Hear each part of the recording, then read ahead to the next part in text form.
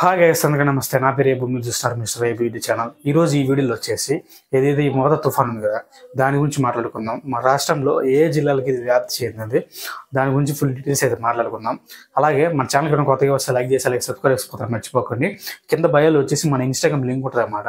కానీ ఫాలో చేయని వాళ్ళు ఉంటే తప్పకుండా ఫాలో. మొదటి తుఫాన్ వచ్చేసి 27-28 తారీఖులో వచ్చేసి మెయిన్గా ఉంటుంది అనమాట.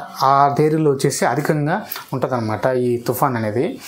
ఆల్రెడీ మన రాష్ట్రం అంతా వచ్చేసి ఈ 3 రోజులు వచ్చేసి స్కూల్ అలాగనే కాలేజీలకు వచ్చి లీవ్లు అయితే ఇవ్వడం జరిగిందనమాట. మెయిన్గా అంటే ఇది ఏ జిల్లాల్లో అధికంగా ఉండే అవకాశం ఉంది మన రాష్ట్రంలో చూద్దాం అనమాట. ఉత్తరాంధ్ర అలాగనే వైజాగ్, గోదావరి, కోనసీమ, తిరుపతి, కృష్ణా, గుంటూరు, ప్రకాశం, నెల్లూరు వీటిలో వచ్చి భారీ వర్షాలు ఉంటాయి అన్నమాట. ఈ జిల్లాలు మాత్రం మ్యాక్సిమం అధికంగా ఉండేది ఈ జిల్లాలకి అనమాట.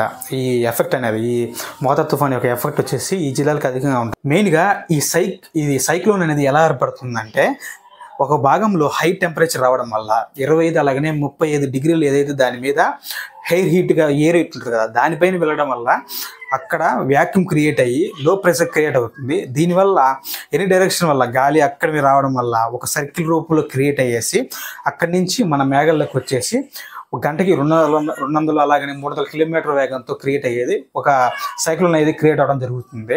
మ్యాక్సిమం మసక రన్నోళ్ళు వచ్చేసి చేపలు పడ్డానికి పోకుండా ఒక 1 వీక్ అయితే అవాయిడ్ చేయడం మేలు అనమాట. చాలా ఇప్పుడు తుఫాన్ ఎక్కువైంది అనుకో, ఎలా ఉంటుందో మనకే తెలియదు కదా, ఎలా పరిస్థితి ఉంటుందో మనకే తెలియదు. ఎలా అంటే ఈ సముద్రం నుంచి మనం ఊహించలేము అనమాట. ఎప్పుడైనా ఎలాగైనా జరగవచ్చు అనమాట. ఇప్పుడు మనం నార్మల్గా ఉందని వెళ్ళామనుకో, అక్కడ ఉన్నటువంటి అలలు రావడం, వర్షం కానీ ఎక్కువైంది అనుకో, అలాగా కొన్ని ప్రమాదాలు జరగడమే జరుగుతుంది.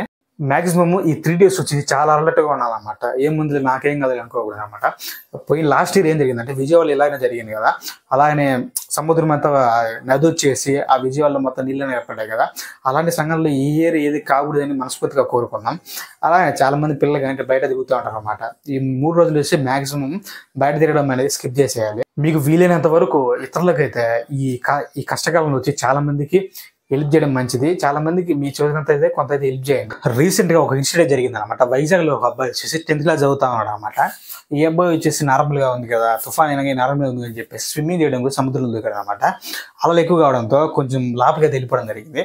అప్పుడు అక్కడ ఉన్న వాళ్ళు ఎవరు గుర్తుపట్టేసి అతనైతే రెస్క్యూ చేసి కాపాడడం జరిగింది అనమాట.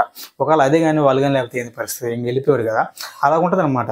మనం ఎప్పుడు ఎలా ఉంటుందో చెప్పలేం. ఈ తుఫాన్ టైంలో వచ్చేసి ఎప్పుడు ఎలా ఉంటుందో వాతావరణం, అలా ఎలా వస్తాయని కూడా మనం చెప్పడానికి వీలు లేదన్నమాట. ఈ ఇయర్ లాస్ట్ ఇయర్ ఎలా జరిగిందో అలాంటి ఈ ఇయర్లో కాకూడదని మనస్ఫూర్తిగా కోరుకుందాం. ఓకే గైస్, ఇది వాళ్ళ వీడియో.